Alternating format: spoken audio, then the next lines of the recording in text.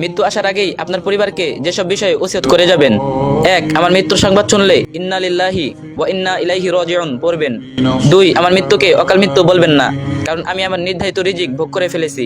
3. আমাকে নিয়ে বিলাপ মাতব করবেন না, জোরে জোরে কান্নাকাটি করবেন না, কারণ এটা সুন্নাহ বিরোধী কাজ এবং রাসূল সাল্লাল্লাহু আলাইহি সাল্লামের কর্তৃক নিষিদ্ধ কাজ।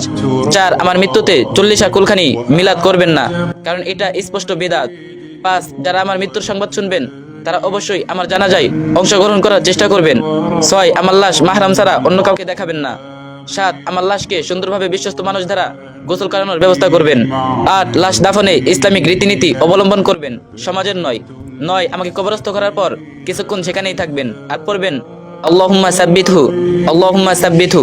আমার কবরের আযাব লাঘবের জন্য এবং মুনকার নাকিরের প্রশ্নের উত্তর যেন দিতে পারি সেই দোয়া করবেন, আল্লাহুম্মা সাব্বিতহু আলাল ঈমান। 10. আমার হয়ে দান সদকা করবেন। আমার সদকা জারিয়া চালু থাকলে সেটার খবর নেবেন, সেগুলোকে সমুন্নত করার চেষ্টা করবেন। 11. আমার মৃত্যু থেকে এই শিক্ষা নিয়ে ফিরে যাবেন, আপনারও সময় অতি নিকটে। 12. আমার ছবি কোথাও দিবেন না। আমার আইডি বা অন্য কারো কাছে ছবি থাকলে তা ডিলিট করে দিবেন। বাসায় আমার ছবি থাকলে ফেলে দিবেন, দেয়ালে ঝুলিয়ে রাখবেন না। 13. আমার পাওনা আমার পরিবারকে ফিরিয়ে দিবেন, না পারলে আমার জন্য সদকা জারিয়া করবেন, তাও না পারলে আজীবন আমার জন্য দোয়া করবেন, আমি ক্ষমা করে দিব ইনশাল্লাহ।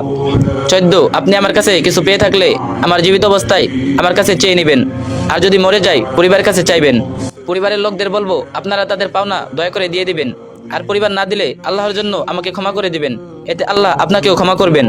15. আমার জন্য বেশি বেশি দোয়া করবেন, আমার নামে গীবত করবেন না, কারণ আমি আল্লাহর স্থানে পৌঁছে গেছি।